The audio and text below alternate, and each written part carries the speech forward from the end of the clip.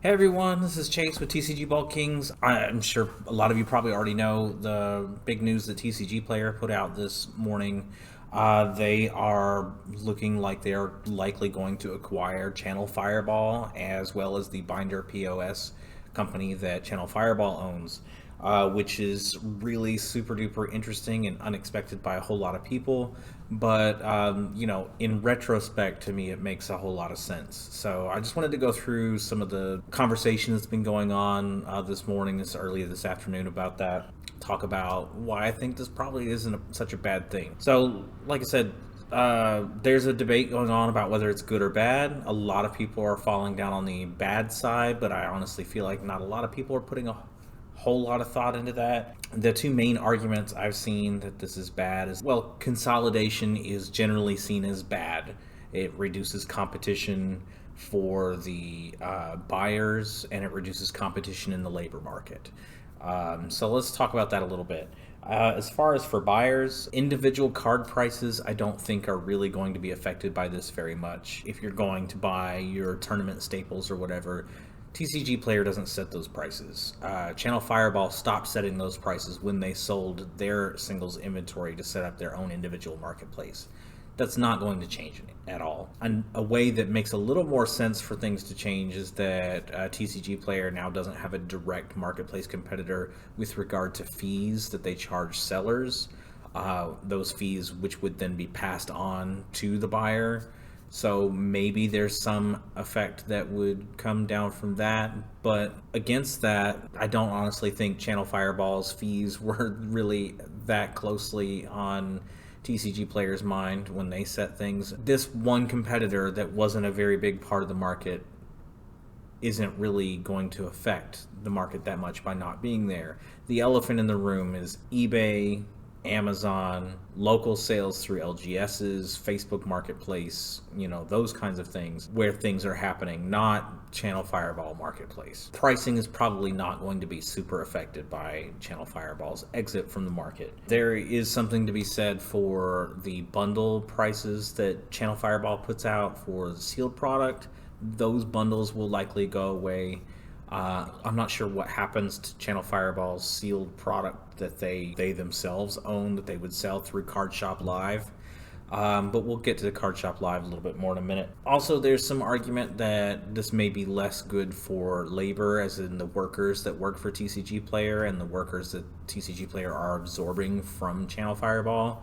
ChannelFireball is based in California, TCGplayer is in New York. There's some difference there. Maybe this would actually improve things for the labor in New York. But ChannelFireball exiting and their labor pool being absorbed by TCGplayer, it increases the number of laborers, the number of workers who are employed by TCGplayer, which may give them more leverage as far as union negotiations or things like that. As far as the direct labor conditions for the people working in, say, the warehouse in New York, I don't expect this to affect that at all. The laborers there couldn't really go and work for ChannelFireball instead of TCGplayer. It's not really how it works. They would have to go work for another warehouse or something, some other job in Rochester, not move to ChannelFireball. I don't feel like that argument is super relevant. Let me know if you work for TCGplayer and I'm wrong.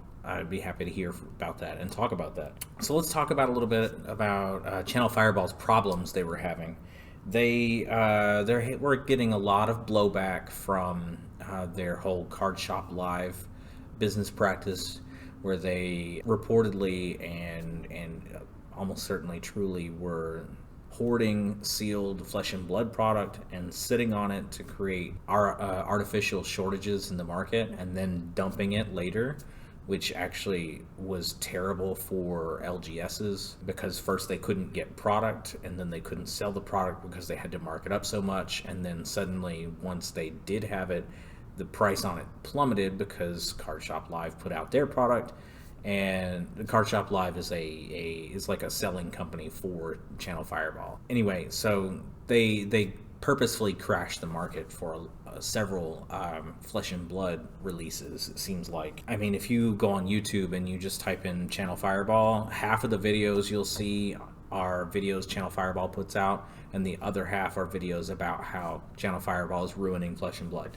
So that gives you some idea of the sentiment that ChannelFireball was having for the last year or so. Also, they sold all of their singles. They stopped dealing in singles and created their own marketplace that was intended to compete with TCGplayer's marketplace. They were never able really to get it off the ground as far as like a major competitor with TCGplayer. It was a minor competitor at best. Definitely never reached the level of places like eBay or anything like that.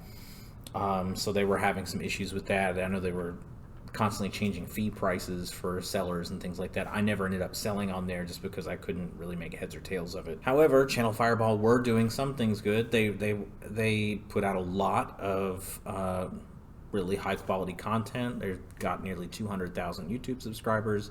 Some of that content had gone away a little bit lately. Some of the content creators, I guess, have been a little less enamored with working with ChannelFireball and have been pulling back a little bit from what I understand. But that plugs a big hole that TCGplayer has, because TCGplayer is not the best at creating content.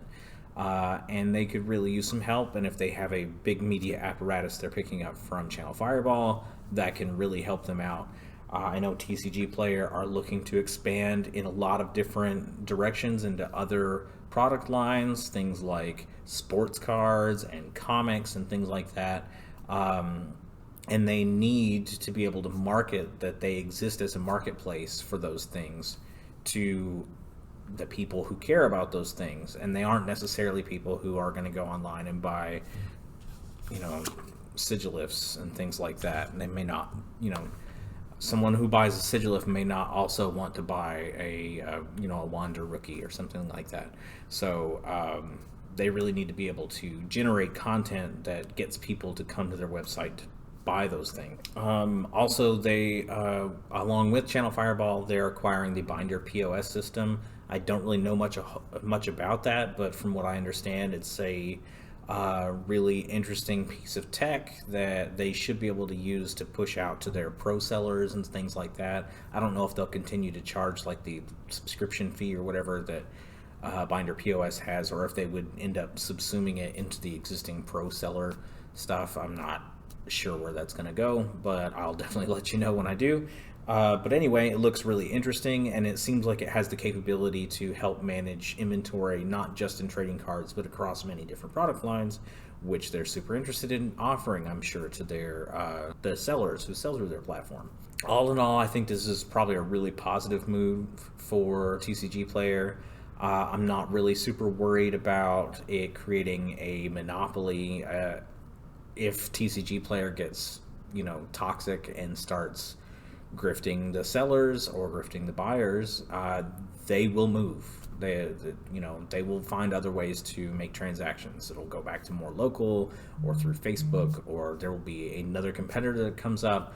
Something will happen. There's a lot of freedom for internet businesses to end up cropping up to compete with TCGplayer should the need exist. So I'm not super worried about that. I am really excited about them getting a whole big media apparatus.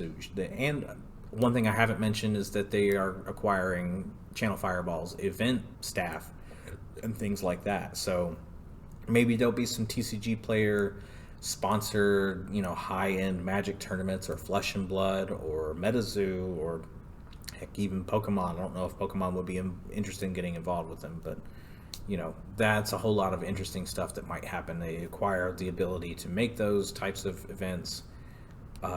Maybe they're not interested. I don't know. Maybe they are interested and would start doing those kinds of things more often. So those are my thoughts. If you have any thoughts, let me know. Always interested to hear from you guys, as many perspectives as possible. So thanks for checking in.